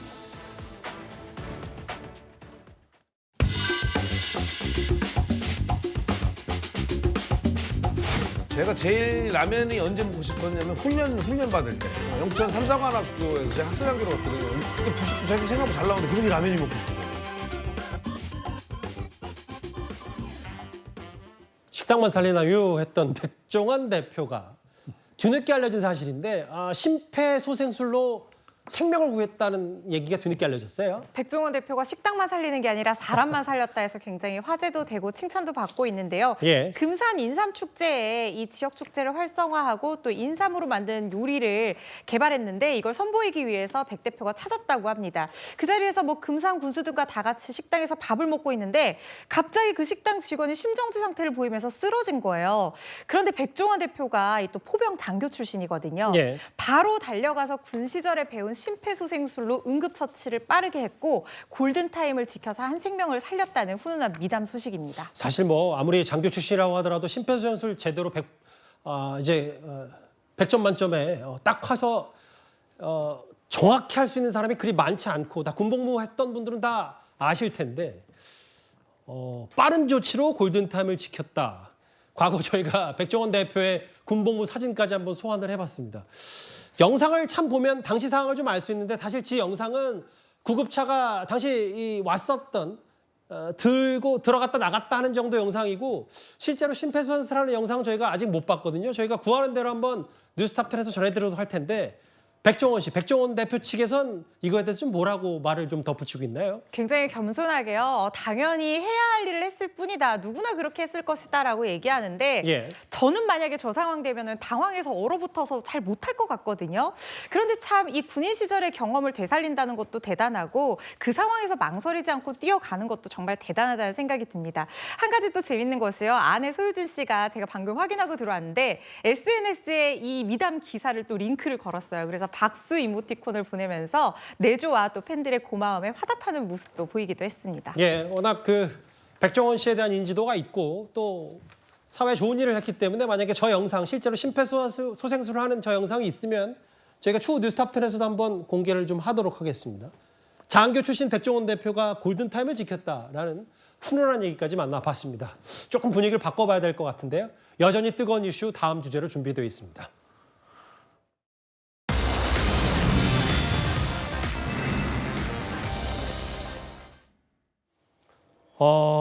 좀 마음이 또 무겁죠? 진짜 미운 우리 새끼였나? 박수홍 씨 얘기입니다. 친형 부부와 60억대 횡령 혐의 법적 공방을 벌이고 있는 방송인 박수홍 씨가 최근 자신의 사생활에 대해서 부모가 비판한 걸 두고 이런 얘기를 했습니다. 한번 먼저 읽어보겠습니다. 핸드폰 번호도 쭉 썼고 잘못한 거 없는데 번호를 왜 바꾸겠냐. 임신 낙태설 보도 허위로 밝혀진 거다. 정말 고아가 된 것 같다. 참담하다. 박수홍 씨 부모의 어머니 아버지의 이 얘기에 참담하다고 했습니다. 어떻게 좀 보셨어요? 이게 남이 이런 얘기를 한다고 하더라도 이 연예인한테는 이미지가 정말 중요하지 않습니까? 아무리 재판에 휘말렸다고는 하지만 이런 얘기를 정말 제3자인 증인이 나와서 이런 얘기를 한다고 하더라도 굉장히 참담하고 이게 돌이킬 수 없는 피해를 야기할 수 있는 그런 내용이고, 무엇보다도 지금 문제가 된 횡령 사실과는 직접적인 관련까지는 없는 이 사생활 부분을 들춘 사람이 이 친부모였다는 사실이 박수홍 씨가 고아가 된 것 같다라는 심경을 밝힐 정도로 비참한 기분을 들게 했을 것 같다는 생각이 듭니다. 아버지와 또 어머니의 주장을 보면요, 법정 증언이 법리적으로 굉장히 치밀하지는 못하지만 그냥 이 전체적인 취지를 보면 그거예요. 그러니까 모든 거는 다 박수홍을 위해서 우리가 했다. 박수홍이 다 알고 있었고 우리가 박수홍을 위해서 한 거지 형 부부가 개인적으로 쓴 건 없고, 그리고 통장도 다 이제 부모님이 관리를 했고 돈을 쓴 것도 부모님이 썼다라고 하면서 형을 계속 감싸는 그런 모습을 보였거든요.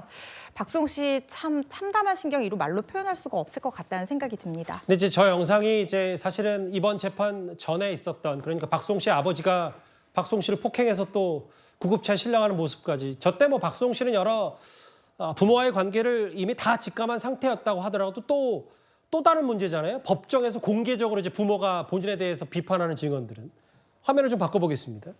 그래서 지난 금요일에 저희도 짚어봤던 이 얘기들, 그러니까 부모가 우리가 흡혈귀다, 억울하다, 여자랑 헤어지면서 선물을 사줬다 박수홍이, 그리고 박수홍 씨의 지금 배우자 심리적 조종을 당한 거다, 이런 것들이 결국은 물론 법정 증언에서 어떤 정도 효력을 받아들일지 모르겠습니다만 박수홍 씨가 이런 거에 대해서 가장 큰 충격을 받았다는 이런 얘기가잖아요. 그렇죠. 그리고 지금 소개해 주신 내용 중에서 대부분은, 모두가 다 그런 것은 아니지만 대부분은 이미 고인이 된 분이죠. 김용우 씨가 방송에서, 개인 방송에서 얘기를 했다가 박수홍 씨 측에서 이 부분을 허위사실 유포에 따른 명예훼손죄로 고소를 했고 이게 재판이 진행이 되고 있던 중이었어요. 예. 그러니까 검찰 측에서 이게 허위사실로 인한 명예훼손이 맞다라고 보고 이 고 김용우 씨를 기소를 했던 상황이었는데 극단적인 선택으로 피고인이 사망을 하게 되면서 이 재판 자체가 종료가 됐습니다. 공소 기각이 된 거죠. 그래서 근데 이 과정 중에 이 김용우 씨가 이런 얘기를 도대체 어디서 들었느냐? 박수홍 씨의 형수가 제보를 해서 알게 됐다는 얘기들이 법정 증언으로도 나오고 수사 과정의 증거로도 있다는 겁니다. 예. 그래서 박수홍 씨 측 법률 대리인이 형수에 대해서도 명예훼손죄로 고소하겠다는 측의 입장을 밝히고 있어서 법정 공방이 좀 이어질 거라는 생각이 듭니다. 글쎄요. 재판 과정이 진행이 될수록 더 다른 충격적인 얘기들이 나오고 있는 방송인 박수홍 씨 재판 얘기, 횡령, 친형과 관련 법적 갈등 얘기해봤습니다.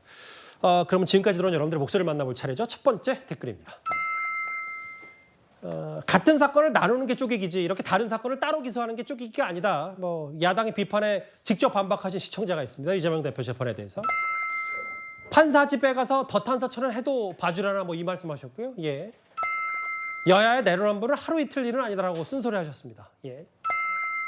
같은 당끼리 싸우면 누가 당신들 편하겠냐. 국민의힘 말씀하신 것 같고요. 마지막 보겠습니다. 힘이 있어야 평화도 있다. 오늘 미국의 최첨단 무기가 한반도에 총출동한 얘기 말씀하신 것 같은데 오늘도 댓글 5개 모두 감사드립니다. 다음 주엔 바로 이 얘기입니다.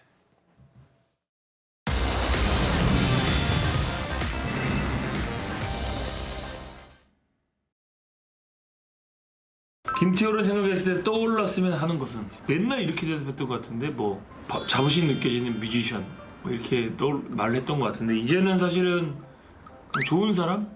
그러니까 쉬우면서도 어려운 일 같아요. 좋은 사람으로 기억된다는 것 자체가 더 조심하려고 노력하는 부분들도 있는 것 같고 팬 여러분들한테 이제는 사실 함께 더 나이가 들어가고 좋은 가수, 멋진 뮤지션으로 기억되고 싶지만 그거보다 앞서 좋은 사람으로 좀 기억되면 좋겠다.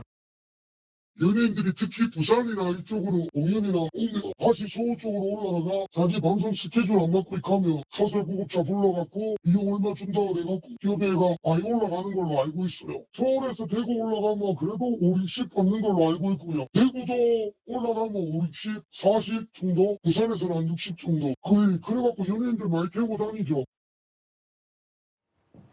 저 마지막 목소리만 들으면 사설 구급차 이용이 만연했다는 얘기 같은데요. 보신 것처럼 그룹 G.O.D의 멤버 가수 김태우 씨가 사설 구급차를 타고 행사장으로 이동한 것에 대한 판단이 무려 5년 만에 나왔습니다. 그 후전 변호사님. 판단이 뒤늦게 나온 것도 나온 건데 김태우 씨도 다시 한번 또 사과를 좀 했습니다. 네, 뭐 할 말이 없다. 당연히 나의 잘못이다라고 하면서 사과 입장 밝혔는데요. 사설 구급차, 사설이라고 해서 택시는 아니죠. 응급의료법에 따라서 명백히 환자 이송 목적 외에는 사용할 수 없도록 규정이 되어 있고 어길 때 1년 이하 징역 또는 1,000만 원 이하 벌금형이 규정이 되어 있습니다. 2018년 당시에 김태우 씨가 경기 고양에서 서울 성동구 행사장으로 급하게 이동하면서 이 사설 구급차를 30만 원을 주고 이용을 했고 관련자들이 김태우 씨와 함께 약식 명령으로 김태우 씨 같은 경우에는 벌금 500만 원 형을 선고를 받았는데요. 예. 문제는 이 운전자 같은 경우에는 응급의료법 위반도 위반이지만 음주운전 전과도 있는 데다가 2021년 8월부터 약 8개월 정도는 무면허 상태로 구급차를 운전했다는 정황까지 밝혀진 거예요. 그래서 지금 징역 1년 6개월에 벌금 200만 원 실형이 나온 상태인데요. 예. 이뿐만 아니라 연예인들이 급하게 행사장 이동하면서 이렇게 사설 구급차 이용하는 사례들이 많아서 논란이 되고 있는데 벌금이 문제가 아니라 우리 사회의 신뢰의 문제이고 응급한 생명을 살리는 것과 관련된 문제이니까 좀 주의를 하셔야 될 것 같습니다. 알겠습니다. 김태우 씨 얘기, 논란 얘기거리 만나봤습니다. 마지막 주제는 지금 온라인 커뮤니티에서 꽤 뜨거운 논란의 영상입니다. 바로 영상을 한번 만나볼까요?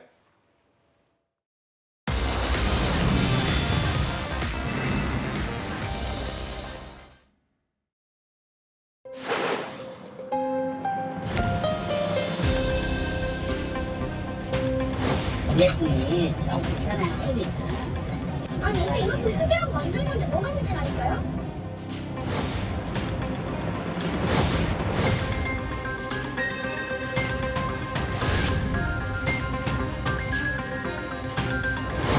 침대야? 안방이야? 아니 그렇게 불편하면 살 빼고 가세요. 너나 잘하고 너나 잘해. 아 뭐나 잘해. 아니 이래. 넌 부모도 없니? 돈 없어?